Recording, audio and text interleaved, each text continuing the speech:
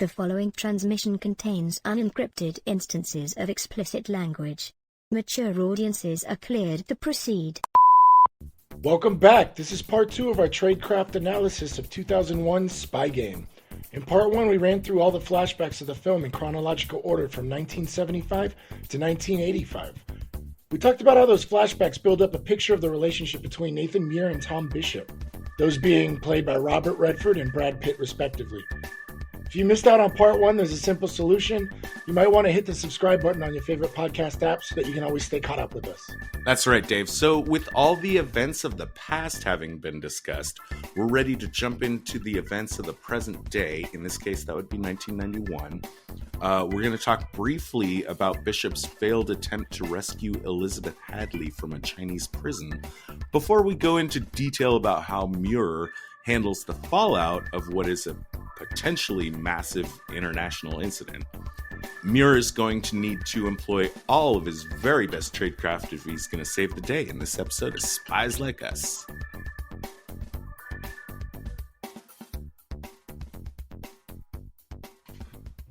So really all this Elizabeth Hadley stuff is what's going to lead us up to our 1991 present day events, where basically Bishop had figured out where Elizabeth was being held. It's the Soochow prison. Somehow Bishop has gotten a team of some kind together. I see. To help him, sneak into the prison and try to get Hadley out. Can we throw out this weird one right here too? That it seems weird that once the Chinese got their hands on Hadley, who's supposedly involved in a terrorist action right, against one of their pieces of property. I see where you're going with this because this bugged both of us. Like, how is it they're going to execute Bishop for being a common criminal, which we'll get into in a little bit, but they're holding Elizabeth, who's a terrorist, against the Chinese government, and all of a sudden she's being held forever. I call minus movie points on this one. Yeah, I'm with you on that. This is one of those Hitchcock icebox moments, I guess. Oh yeah. It all makes sense until like 2 days later. You're like, what? Yeah, right. It's the opening of the film, which kind of sets the tone as well as builds some suspense because you're not really sure what's going on. So we've kind of created a little bit of mystery as well as like some action suspense. He comes in to deliver the vaccines or whatever, and the idea is he's gonna get in and then get shocked by I don't know, what is that, like those electrical panels, and he's gonna come back from it, and in the middle of him coming back from it, he's gonna sneak in with a pistol, find Elizabeth, and sneak her out. They have a little hidden level under the like medical benches that you always see that they're gonna hide her under, and then bring her out and get out.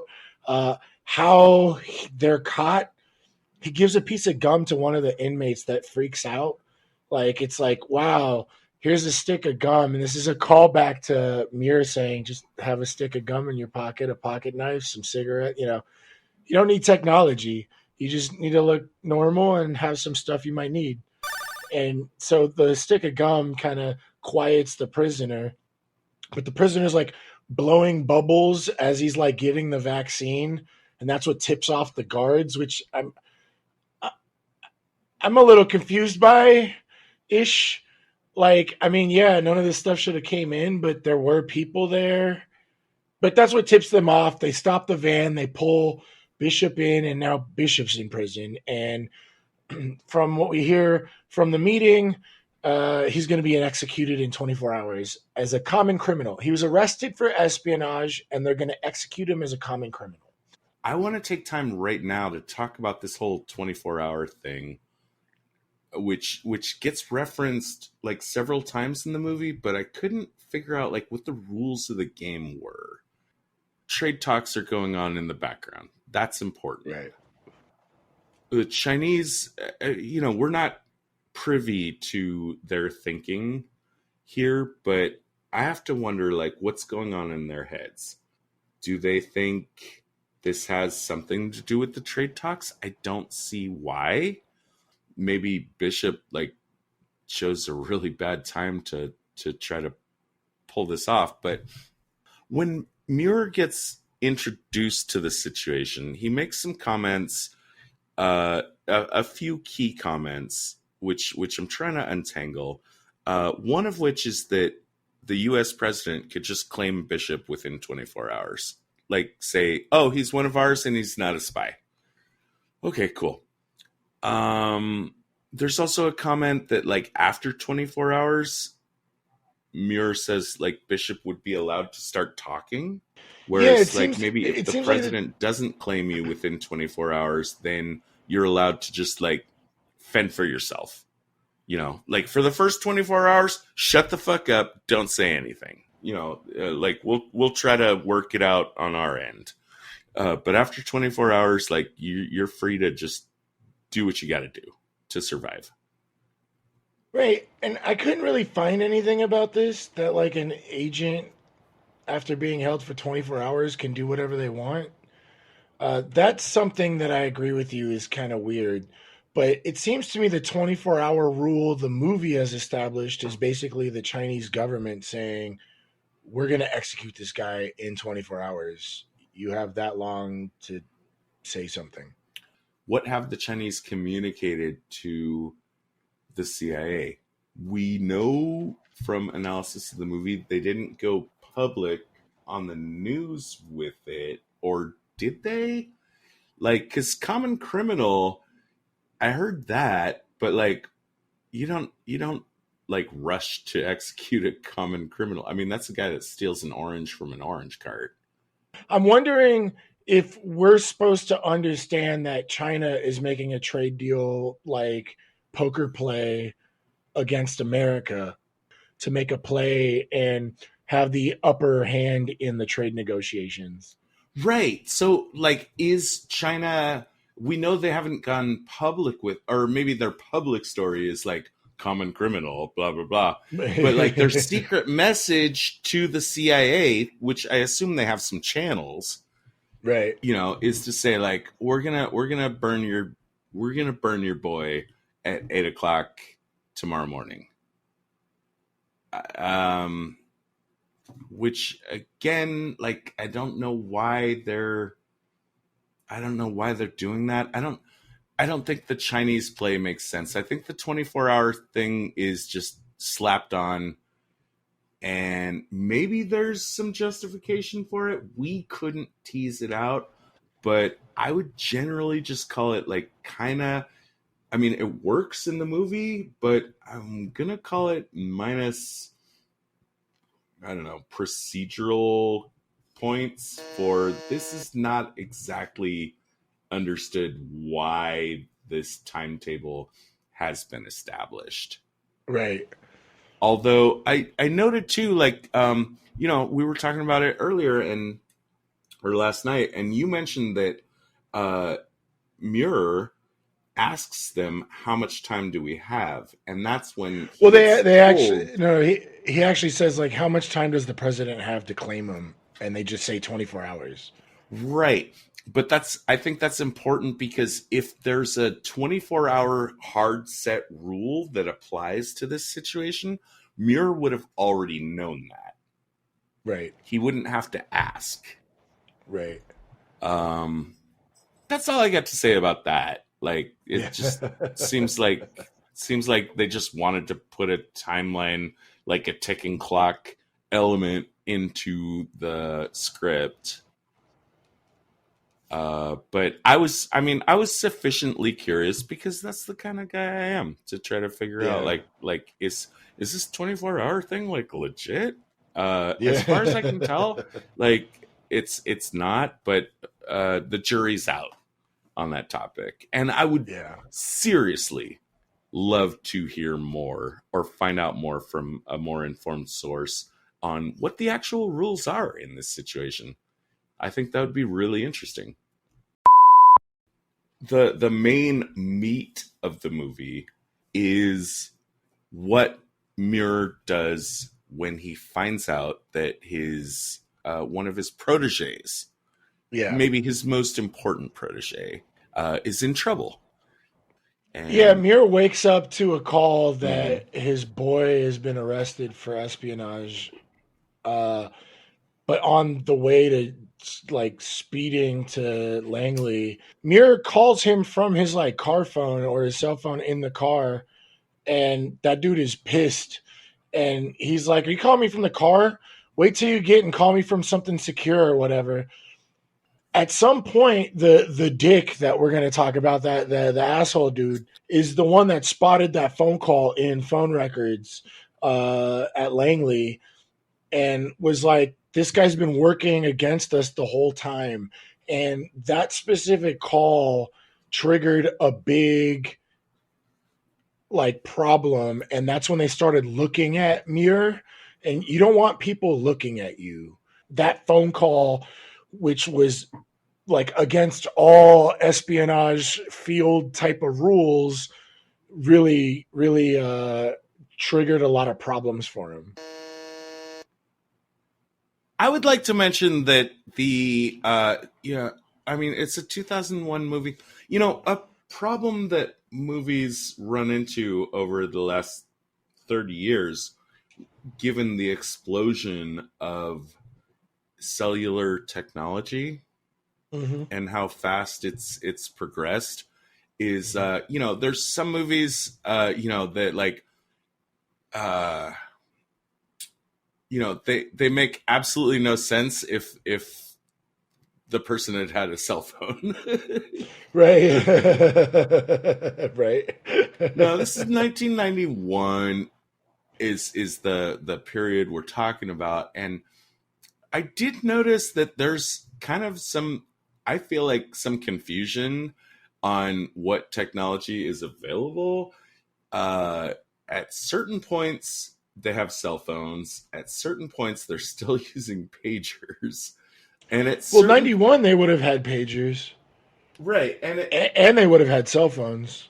Okay. And at certain points, like, when Muir's wife, supposedly, when Gladys is pretending to call Muir and Right. pretending to be his wife, she routes the call into the conference call system instead of just, I don't know, calling his cell phone, which later in the movie we establish he has got. And at first, like, we see he's got a cell phone in his car.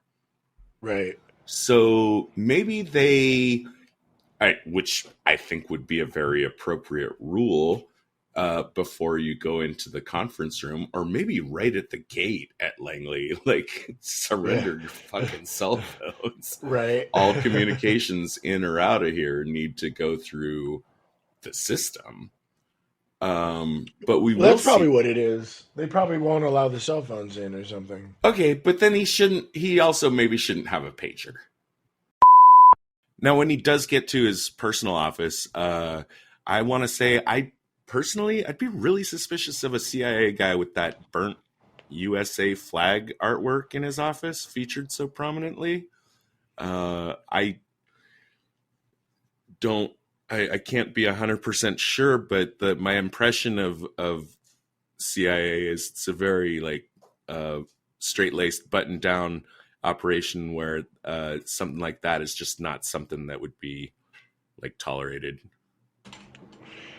I give it I don't my know. It kind of gives a lot of character. I mean, I guess artistically, it shows how seasoned Muir is, and like the colors still stand even after being burned. Like I don't know. I saw the painting. I thought it was kind of cool and artistic, but it is kind of odd to be in a CIA office. But I think so. yeah, He gets access to the cable that the Hong Kong guy called him about while he was, actually, that woke him up and alerted him to the situation that Bishop is in trouble, by basically playing like buddy buddy kind of thing, which yeah, he does a lot of in this film. And Harker, our kind of nemesis character at the CIA, is waiting in his office also to ask him for his personal files on Bishop. I don't understand why he's such a dick. Like he seems like kind of like an upstart or like someone just trying to climb the ladder, but it's like overwhelmingly dickish moves from Harker. Muir and Harker clearly don't like each other, like just from the Right. get-go, and the reason for that's never given. I could have imagined that maybe the Operation Sideshow is Harker's personal like project, so he's like protective of it, but I'm not super sure about that. I did love his performance as a character actor. I think he really stands out in a lot of his stuff. He's fun to watch. Yeah, he played a really good dick. Hmm. So at this point, like, what does Mir know? He knows that Bishop was captured in China. He knows that CIA upstairs wants his personal files on Bishop, and for some reason, he doesn't want to give them those files. He puts the requested files in a burn bag for Gladys, and just gives them like a little tiny note, like just one little uh, one memo in a folder, which is obviously like really slim. It's not what they were looking for, but his whole angle on that is because he wants to, he wants to tell Harker, well, most of it's like up here, tapping his Yeah, and that's how forehead. he kind of gets into the meeting because I guess the guard at the big meeting room like was like, "Oh, you can't come in," and then they basically had to bring him in because all he had documented was like a couple like maybe 3 or 4 pages in a slim folder. Yeah. But I mean, so plus 5 points on execution there, but I feel like minus 5 points on the fact that he just starts acting completely super paranoid before he has any cause. Um, I mean, he turns out to be right, but uh, like, I just have to ask myself, like, is this how he acts anytime anybody asks him for anything? I think it's just Bishop just has it ingrained, like he's breathing, like just don't give any information away or don't give too much away, or the only information you give is like what's necessary. Yeah, I agree. And he's definitely like his spy actions per minute are like super super high in this movie. Like, when you say like that thing about him being always on, that is absolutely true.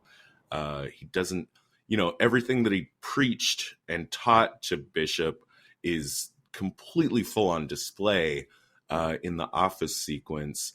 I just wanted to flag that, like that's just seems like over the course of his career, if this is the way he acts every time someone asks him for something, like as his default mode, at some point, if I was his boss, I would have like had a talk with him.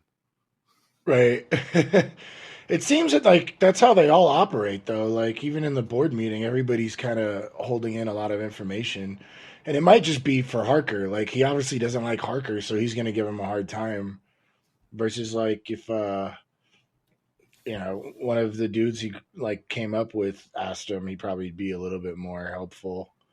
Not too much, but a little bit more. Yeah, like if his buddy Folger had asked him for the file, is this how he would have acted? And if it is a personal thing with him and Harker, like the movie maybe could have explained why. Right. An early, really great example, which I want to showcase of like his spy actions per minute, is okay. So he's got he's got the files ready to burn if he tells Gladys to burn them, and he's in the meeting right now. He's just collecting information. His ears really perk up, and he gets spooked when he realizes that one of the people in the meeting is from the National Security Council. So I looked into that. I mean, can you guess why that would freak him out? um, well, if this is like 91, this is probably post intelligence community setup, and they're kind of they're probably at odds with the CIA in general. Well, I think it's more that the NSC Uh-huh. is the council that directly reports and briefs the president. In fact, like the president is the chairman of the NSC. So what I think is going on here, what's like kicking him into overdrive, is realizing that this is something that is like literally like what's going on in this meeting is going to be direct. Like the president sent one of his guys into this room to like find out what's going on, and everything that's going on is going to be directly reported to the president. So that like raises the stakes. He still doesn't know what the game is here, but Right. it tells him that the stakes are like ultra high. And Yeah. when he sneaks out his little pager, which we said just a minute ago, maybe, you know, if you're not allowed to have cell phones in this room, then why are you allowed to have a pager? Yeah. But in response, she calls him. She calls into the office under pretense of being his wife, and in that conversation that he's having, where he's talking about one thing so that they don't know what's really going on, he manages to like tell her to just hold off on burning the bag, and B, she gets the opportunity to tell him that they've sent some guys into his office to rifle it for more stuff on Bishop. And then he also like extends that conversation with a lot of yeahs and mm-hms to the point where they've kind of forgotten about him and are starting to talk amongst themselves about the things they say lead you to believe that they're trying to frame Bishop as a mentally unstable assassin for some reason. So this phone call, it's just one thing that he does, but I'm going to give it my number 2 best tradecraft in this instant as just like a great case example of his spy actions per minute that he executes throughout the entire film. Yeah, he hits a number of birds with one stone, which is with just this one phone call, and he's constantly doing stuff like this in the whole movie. Yeah, Like, he's never off, right? and nothing that's going around him escapes his notice or his attention. All of the conference room sequences, the director Tony Scott said, for one thing, it was like the hardest thing to film because just guys talking in a room. Yeah. But to kind of put some like the right psychic energy into it, he said he tried to envision all of this as a poker game, where different people are revealing, like at different points, like revealing different amounts of information that key other actors into deciding what other piece of information. I thought you'd find that interesting. You like poker, right? Yeah, I like that tidbit a lot. I think that's kind of cool. And that's exactly kind of how the boardroom acts. It's just a bunch of people. Some of them aren't really that involved. Some of them are. Some of them are more on than others. It's kind of like every scene in the boardroom is like a new hand that's being dealt. Along the way, one of the pieces of information that he does, like one of the cards that he does get a peek at, is that this has something to do with Operation Sideshow. So Folger's willing to divulge that Operation Sideshow is something that the CIA is running in eastern China to bug the Chinese side of the trade negotiations that are supposedly happening in the background here.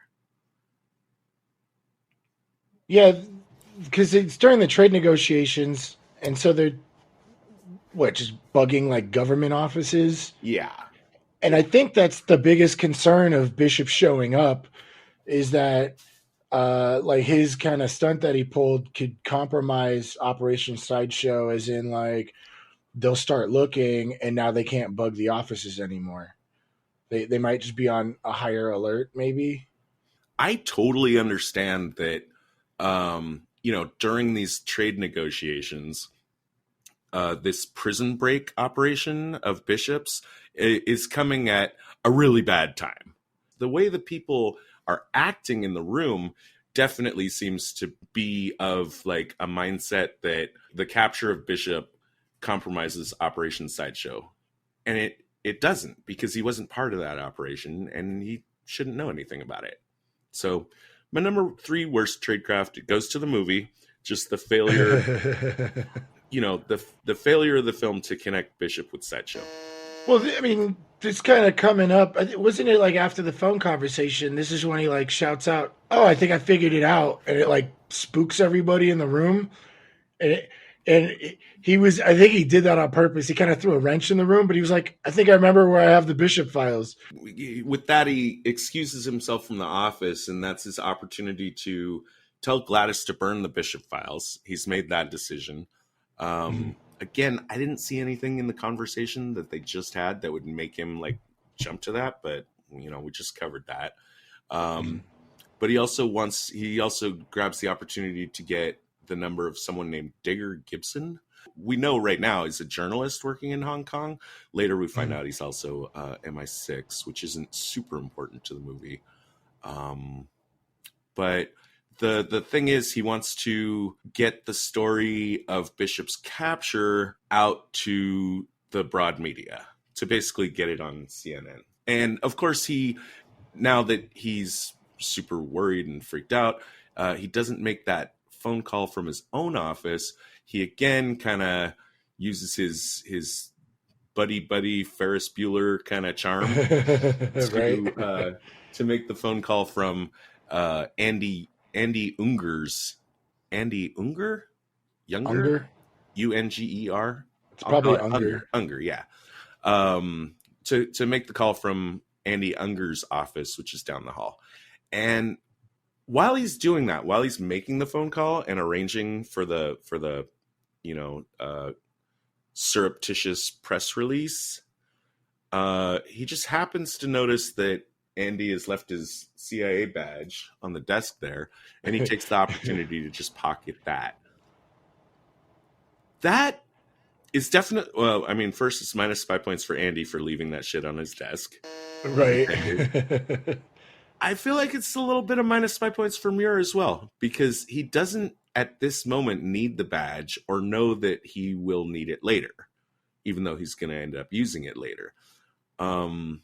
Andy noticing when he comes back to his office, if Andy had noticed his missing badge, that could have been really bad for Muir.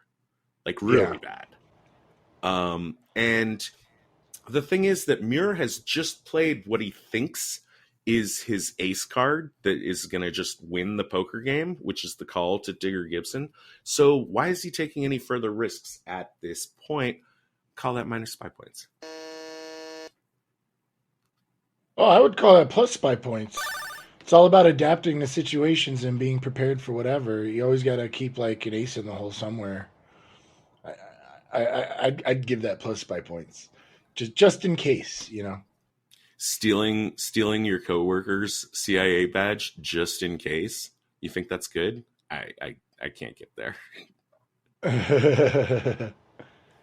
Now they still want to hear more about Bishop, so he indulges them. This is the point where he tells them the story about Bishop's recruitment and his early operation in Berlin with the Anne Cathcart thing.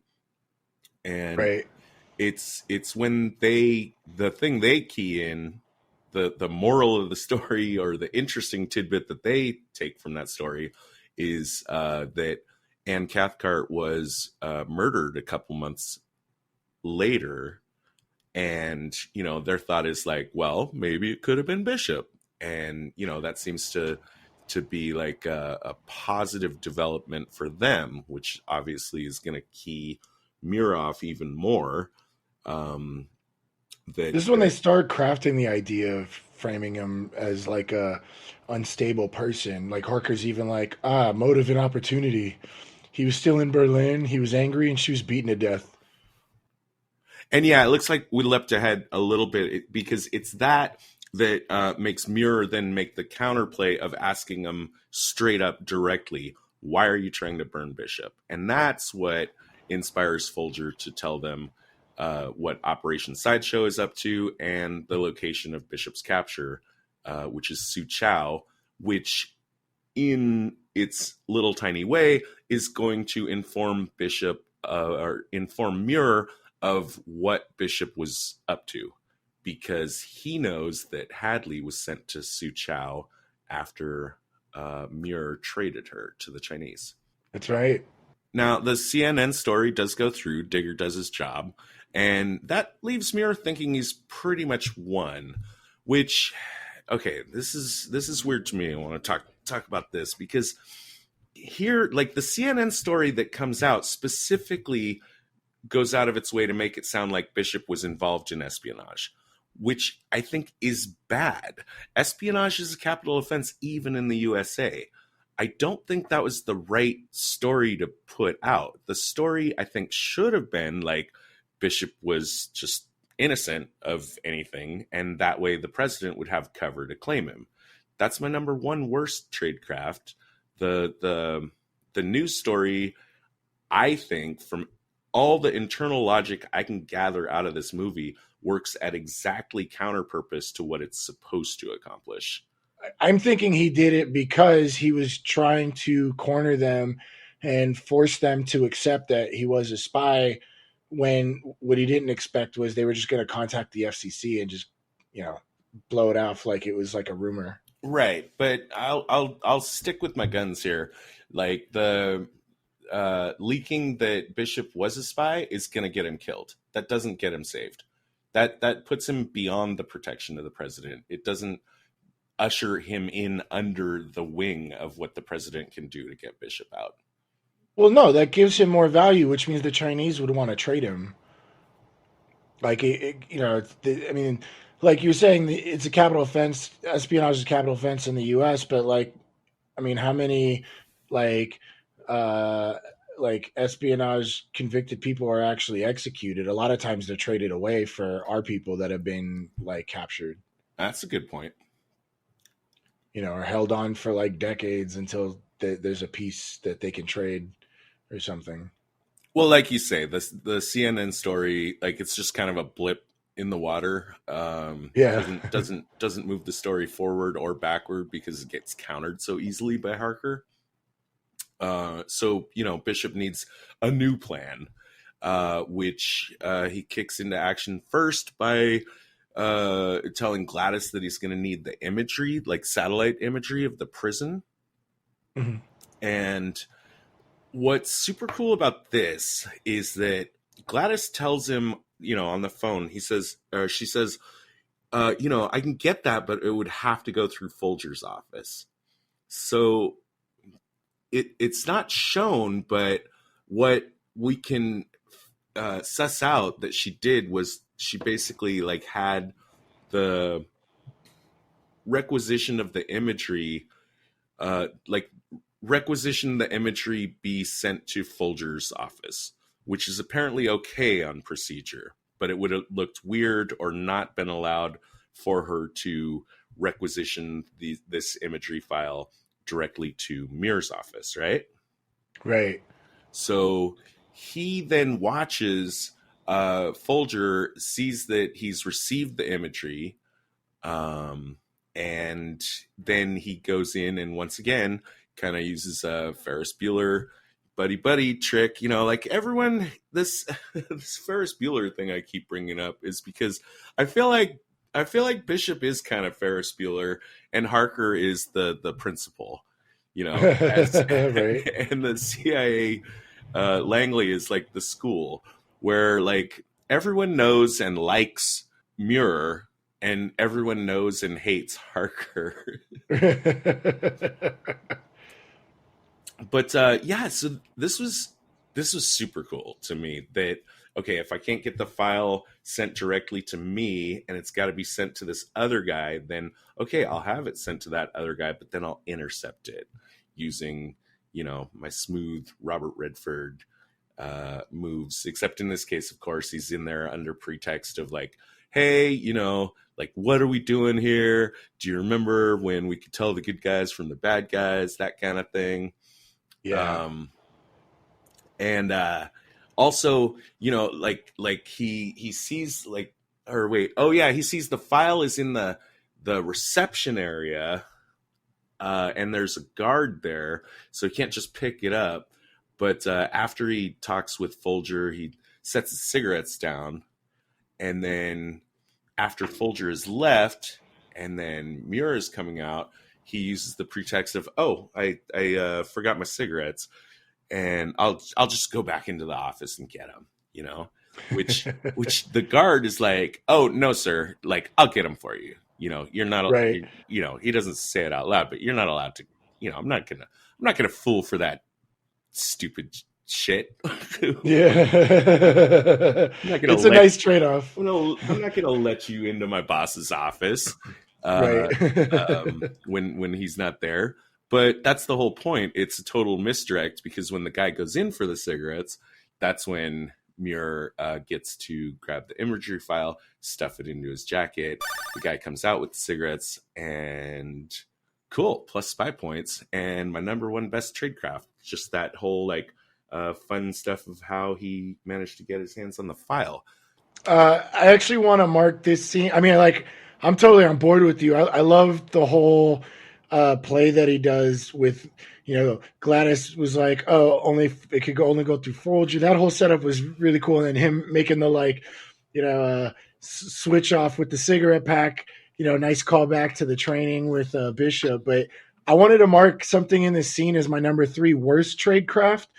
That guard or secretary guy or whatever should have followed Muir into the office, because he just got a bunch of important files delivered on his desk, and now Muir is alone at his desk with his files. A lot of these things we're pointing out, I feel like it's like a training video for new CIA agents or analysts or whatever. Like, don't leave your desk unattended. Don't leave shit there. Like, don't let someone go into someone's office by themselves. Because if he can't let Muir into the office by himself, but he should also let Muir just stay in by the reception desk area by himself. So he should have just walked with Muir in. I'm guessing Muir could have seen something in the office, but there's not a whole lot he could have seen without picking stuff up. So if he walks in, he sees Muir pick up the cigarettes and then walks with him out with the cigarettes. I see, yeah. Better procedure. Yeah. So I'm going to mark that as my 3 worst tradecraft. And then I'll throw out a little bit of trivia. The pack of cigarettes that Muir uses as this distraction are the Morley brand, which is a fictional brand. It's not a real brand of cigarettes. And it also happens to be the exact same brand that the smoking man used in the X-Files TV series. Oh, really? Yeah. Oh. Nice. The reason why I needed the imagery was to kind of swap stuff out and get information of where he's going, figure out where other people, other bases are. But what's really interesting is, because of the similarity between the prison island and the Bahamas coastline, he's now able to make copies and set up this whole little trick that he's going to do for the board meeting, because the board meeting's starting to become privy to, Muir doing some shady stuff and working against them. So they're going to bring this up. What's going on with these phone calls? Why are you liquidating all your money? All of a sudden, what's this $282,000? And when they finally corner him, he plays this so beautifully. And this is totally like a poker game. He just plays it like he's got nothing in his hands, but he's got this huge trick where he's like, this is my favorite line of the whole movie. He's like, "I've been using company resources for personal, reasons." And basically he shows this pamphlet of acquiring land in the Bahamas, and it's $282,000. And he's like, "I've been planning out a retirement plan, and it just so happens that $282,000 is my life savings." And he shows them the pamphlet, and it really matches up with the prison island. So he pulled off this whole little nice decoy to make it look like all his satellite imagery he's been acquiring, all his liquidation of all his assets into a secure account that could pretty much go anywhere. I think his excuse for imagery was "Oh, well, there's with the new currents and stuff, there's erosion. I just wanted to make sure before I put my payment down." And so I'm making this my number one best tradecraft was the Bahamas imagery with the prison imagery, like bait and switch swap thing, and he kind of like basically pulled them into his whole plan to set up to like because this basically explains everything he's been doing, and he probably assumes they've all been watching him, good, because he's making phone calls from different offices and stuff. So this is how he really seals the deal, that he's like, I've been cooperating. I'm just planning my retirement. Sure. My only quibble with that is that, I mean, he did surreptitiously get access to the imagery file, but nobody knows that. Like, why? Like the fact that Harker pulls that out as his ace card seems to be, like, to me, like, pretty unsupported. I don't see how Harker got to. Well, the imagery wasn't the ace card. It was the liquidation of all his assets and a payment of $282,000. So he had to explain, and that's what makes it interesting. The negotiations with the Chinese to shut off the power on the island, so that the assault, the covert assault and like extraction of the prisoners would work out, because all the power had to be shut off. Then he had to convince a military unit to go in and like pick them up, type of thing. So the negotiations of how much he's going to pay some Chinese. The Chinese guy that he pays has some sort of power connection where he can shut power off at the prison island. He basically like did this whole like back and forth like what's that called, not bartering, heckling with this guy, and made it exactly $282,000 because he had this pamphlet. So the ace in the hole wasn't the imagery so much. That was just part of like the case they built against Muir. What the big thing was, like, why don't you explain this $282,000 payment, or why you're liquidating your assets and stuff like that while we're doing this whole investigation? And he's able to just explain it by, well, I just so happened to be trying to get some land for retirement. So let's go back to prior to that basically like final like scene, where Right. it looks like the hero's completely up against the ropes and has been caught, but actually he's turning it around into a great thing. His plan to extract Bishop is, like you said, to get this military unit. He does some more like Ferris Bueller buddy stuff with the guys in imagery to find out like who is overseeing air support for Operation Sideshow. Quick question. I don't need an answer, but why do they need air support? That is interesting. Why would they need it? Well, maybe just in case. Yeah, sure. I'm not sure. I guess. Yeah. It seems like a little overkill. He does formulate a plan to use that to extricate Bishop and Hadley. All he's got to do is now figure out how to trigger it, to authorize it. And he's going to do that basically by forging an order from the CIA director to go ahead and do that operation. By the way, it's overnight after the last day that he was supposed to be there. So I think the fact, even though I'm sure Langley works, 24 hours, a lot of people have gone home. Folger said we'll meet again in the morning. But, he never checked out. And I think that security at Langley should be better than this. I think they should have keyed in on that. Yeah, that there was no outscan or something like that. Mm-hmm. You would think like a process like that, they'd be paying attention. Unless he's got so much clout, they're like, yeah, whatever. I guess. I'm sure there's retirees that could just walk in or something. Oh, I wouldn't bet on it. Yeah. But at the morning meeting, which is supposed to be the final meeting, on its face, there's no reason for him to like walk back into this meeting. At first, it seemed to me like kind of bullshit. Like what is his reason for showing up at this meeting? I mean, he comes in, he says like, "Hey, I got some other stuff. I don't think it's relevant, but you guys might want to hear about it." Again, nobody says like, "Hey, aren't you retired as of now?"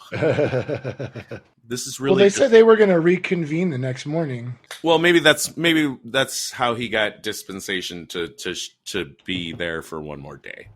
Right. Maybe, but there is one thing that is happening here as a result of Harker's suspicions of Muir being made clear, being put on the table in a way that looks very bad for Muir. And that is that the CIA director is, for the first time, actually in the room. So I think the idea here is that we want to think that Muir kind of left some breadcrumbs while planning the operation to get Bishop out, to also leave enough evidence for him to be suspected of being, a dickhead that Right. they really need to super pay attention to get the CIA director directly into the room. And the reason the director needs to be in the room is because the military guy that's going to do Operation Dinner Wiley, I think Out, was his name. sure, is going to make a final call to get verbal confirmation that the operation is a go. And so Muir needs to be in the same room as the CIA director is when that call comes in. So that's you understand what I'm saying here? Like, I think we're I think that's I'm definitely on board with that he had to make himself look suspicious enough to get the director involved so that he could make the phone confirmation in the morning because the director would be there. Right? That's what you're saying, right? yeah. Yeah, I'm definitely on board with that. And I think Muir as a character has been established enough to be able to pull off something like that. The thing for me that gives it minus 5 points, even though I love it, I'm not criticizing. I'm just on a technical level. The way this phone call gets into the office and the way that Muir arranges to be able to pick up the phone and right in front of everyone, without them knowing, pretend that he's the CIA director and say dinner out is a go. That phone call is routed. Okay, let's say the military guy says, "Get me the CIA director on the phone," and who knows? Maybe the instructions of the orders that Muir forged directly said, like, "Hey, when you need to get final confirmation, contact Gladys, who's Muir's secretary, because she's the one that routes the phone call into the conference room." But I don't think that's how it works at all. Right. I don't know. There's a few things where it's just like, I don't know if you could actually pull this off at Langley. But again, some of these things I feel like this must have been trying to like it makes it feel like a training video. This is what you should never do, and this is why, because these type of things can happen. Like some random, somebody could just want to go rogue and make a play like this and use an entire arm of the military to make an operation on their own volition.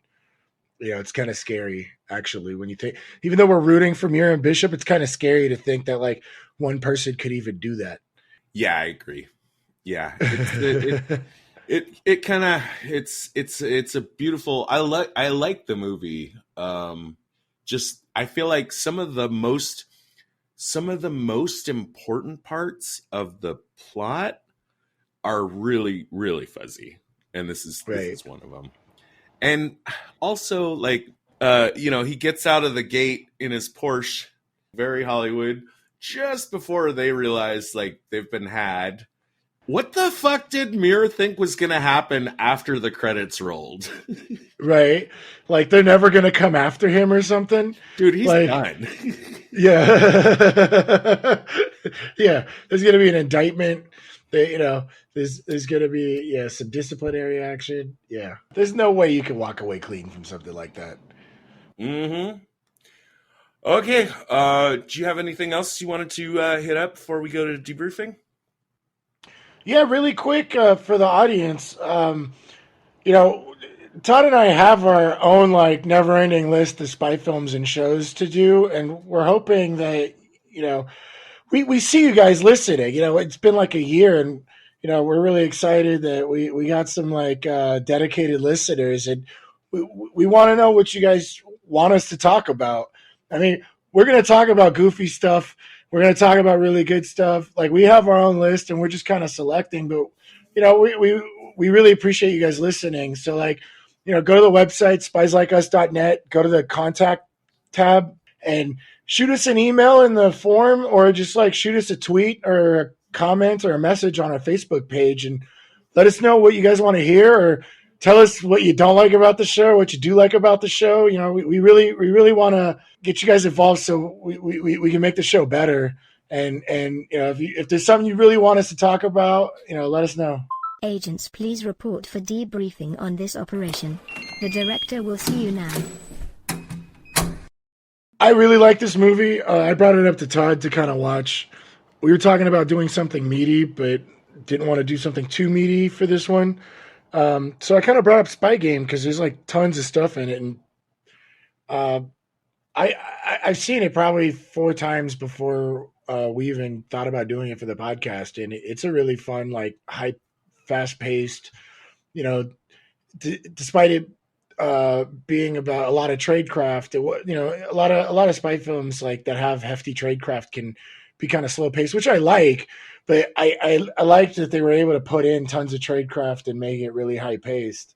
So I think I'm going to go with a 4 on this one, because a lot of the tradecraft was like really solid. It was really hard for me to pick some worst tradecraft for this one. And I'm just looking at my previous ratings, and like, I don't want to quite give it like a Miss Sloan or like a Most Wanted Man, and definitely not a Good Shepherd for me, but like I think it's a really, really good film, and I really enjoyed it. So I'm if you're not into spy films, you're gonna like it, because chances are you probably like Brad Pitt or Robert Redford, and if you are into spy films, you're gonna like it because there's tons of tradecraft.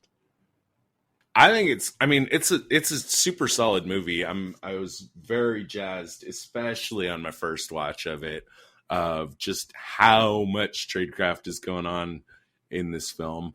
I think we mentioned before, like all the 3 flashbacks are not only do they each function as like a short film in their own right, but they also like each have multiple layers of progression of the development of their relationship, which is kind of what the movie is really about. But then it just falls apart a little bit at the end and doesn't get up into that superstar territory of where I think it could have gotten. With in that, mainly, I never bought the Muir decision to risk everything for Bishop. He was kind of like on one mode throughout his entire career, and then all of a sudden he just flips around and does the exact opposite of everything he's ever preached. You're basically asking me as the audience member to fill in the blanks and to create my own internal story of why he's doing this. And in a good drama, you don't do that. You actually show me and you take me through the process. Obviously, almost everything that I would have wanted changed about this movie would have made it way longer than 2 hours. So right. I can totally understand that if I had been like, the consistency guy in the operation, of making this movie, that at several points I would have brought up like, this doesn't make sense, this doesn't make sense, this doesn't make sense. And everyone in the room would have said, shut up, Todd. It's not important. That's not the movie we're trying to make. But I'm totally cool with a 3.5. I'll put it right next to Sneakers on rewatchability. Yeah, it's solid, and there's a lot to it, and it bears rewatching. Now we're gonna quickly recap our best and worst tradecraft moments in the movie before we go on to our park bench rating, which is basically a 1 to 5 scale of how accurate the tradecraft portrayed in the movie is park benches is our rating scale, because we love scenes where two spies meet at a park bench and pretend to and pass some information and pretend they don't know each other. Wait, there weren't any park benches in this movie. There were no park benches in this movie, but there are a lot of park benches in a lot of spy movies. Oh, I just realized that. I want to change my rating. No. My number 3 best tradecraft in this movie was the Padres baseball cap. Just shining your light in plain sight. I'm an American, and I'm proud to be an American. So clearly, I could not possibly be a spy. My number Right. 2 best. My number 2 best is, seriously, Muir's actions per minute are just off the chart in this film. This film is demonstrates in a way I don't think we've seen before, a super veteran spy just be able to process and absorb and just take in so much information from all around him. It's great. And the phone call is just my little best example part of that, of how much you can do in 30 seconds, how much information you can take in, how much information you can give out, how much you can hide. It's great. My number 1 best tradecraft was the convoluted way that he got access to the imagery file, that having to be routed through Folger's office by one means and then being picked up by another, and then by the way, also replacing the imagery in the file, so if anybody did find out that you had accessed it, that you'd have a cover story for why and how you did. Yeah, that was a good one. My number 3 best tradecraft was the vodka spill and vomit juice to shake the tail in Berlin. He had the asset pour vodka on his shirt and drink a swig, and then Bishop runs into just pulls the car up on the curb and just bursts into a pub, which they already had contacts there. It was a nice little checkpoint for counter surveillance, and then just drinks this vial of something that makes him just Ralph immediately, which just made it look like they were a couple of drunks. My number 2 best tradecraft, even though this was super shady, was using the murdered parents for the doctor in Beirut to basically recruit him to kill Salome. I think that was definitely believable to convince a doctor that his parents were murdered by this guy to break his oath or something. My number 1 best tradecraft though was just like Todd pointed out, the whole imagery thing, but I wanted to really key on using the combination of the Bahamas island with the China island looking similar, and making it look like, I spent, or I liquidated all my funds for $282,000 exactly, so that I could buy this island in the Bahamas. And I thought it was a nice and believable kind of reason for what he was doing. What about your worst? Nearly all of my worst are leveled at the movie and not necessarily the characters. Starting with number 3, right. Just missing parts of the plot or badly explained parts of the plot. The failure to make any connection between Bishop and Operation Sideshow that would freak these guys out to the level that they're freaked out seems to be a dropped ball. Number 2 worst for me is, I don't know how it is that phone call from the military guy gets routed into that conference call through Gladys. It does not. It strains credibility. Strains credulity is the right term there. My number 1 worst, I still think that the CNN report, this could go back to things not being properly explained, but the CNN report, I think, should not have flagged Bishop as a spy.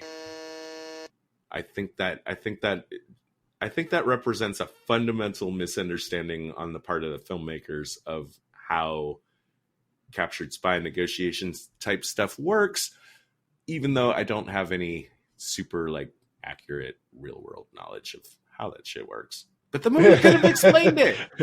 Yeah, right. A little bit, yeah. Usually when I'm trying to figure out my worst trade crafts, I'm trying to think of things that really had bad consequences or really could have become really bad consequences. So the ones that I picked for Spy Game were things that were kind of game changers or slip ups that kind of would have made things easier. So my number 3 worst tradecraft was that guard or secretary guy not following Muir to get his cigarettes in the office. If the guy followed him in, then Muir doesn't get the images in training at Langley. Like, hey, don't leave your stuff unattended. You know, don't let someone else into someone else's office like by themselves. You know, my number 2 worst tradecraft was Muir calling from his car. That phone call is what kind of triggers Harker's suspicion of Muir and gets Harker to start looking at him. My number 1 worst tradecraft was Muir underestimating Bishop's attraction to Hadley. Him trying so hard to be in control of the situation is really kind of what set off the problem, but then we wouldn't have had a movie. So, but those are my worsts. So, 1 to 5, 1 park bench has no basis in reality whatsoever. 5 is basically a documentary. What do we think about this one? Just to kind of really hit home on the park benches, we only gave away 1.5, and we gave it to Spy Kids and Our Man Flint. Yeah, if we have to, we'll dip below 1. yeah. And we still haven't really given a 5. Our closest one was a 4.5 for Tinker Tailor Soldier Spy. Well, and also, you know, when we talk about park benches, it's not just about the accuracy, but about the quantity. You know, some films, like I think Argo, we dropped a little bit because, like, what we saw was very accurate tradecraft-wise, but there was so little of it. Yeah. And even though it was a historical piece, because, like, we've kind of described park benches as, like, a number 5 being basically a documentary, like, it's a number of reasons. So we kind of like sit down and chat about it and figure out like, okay, well, this is how we feel about this movie. Like, is this like super realistic? Is this not whatsoever realistic? You know? So just so we kind of hammer home. What's going to drag me down the most in this film is just Langley security just sleeping on the job. Just the way that they're not monitoring phone calls. The way security doesn't notice, like, that the guy who was supposed to check out for his last day, like, didn't check out and ended up just, like, having free run of the CIA office, staying up all night, you know, doing his stuff. That's going to drag it down. But what pulls it up for me is that this movie is so drenched in tradecraft, in very solid, good, fun tradecraft. I would try and argue higher than a 3. Like, I don't know if we should go with a 4, considering with what we've done before. You know, like a Most Wanted Man, I think was a lot more realistic with how an intelligence agency would operate. Most Wanted Man and Munich, like, and both have almost no flaws, you know, almost no like holes that you could drive something through. So I think that's good enough reason for me to go with a 3.5. Yeah, I think 3.5 is good. That puts us with The Departed and The Good Shepherd and Samurai Spy. 3.5 park benches for Spy Game. And that's the end of our show. Thanks for listening. If you'd like to reach out to us, you can find us on Twitter at spies_like us. Visit us on our website at www.spieslikeus.net. You know, find out about upcoming episodes. Also, what'll really help us out is if you give us a review on wherever you found our podcast, either on iTunes or your Android app or YouTube or wherever you listen to us. Even if you didn't like the show, just give us a review. It'll help us, give us feedback so we can make the show better. And it can also help other people who haven't found the show yet find out about us. Hey, Moira, initiate Protocol 9.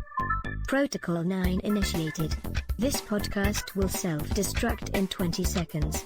The preceding transmission sampled the songs Ice Cold by Audionautics, Enter the Party by Kevin MacLeod, and sound effects from freesound.org. Attributions and links are found at spieslikeus.net. Editing by Todd Hostetler.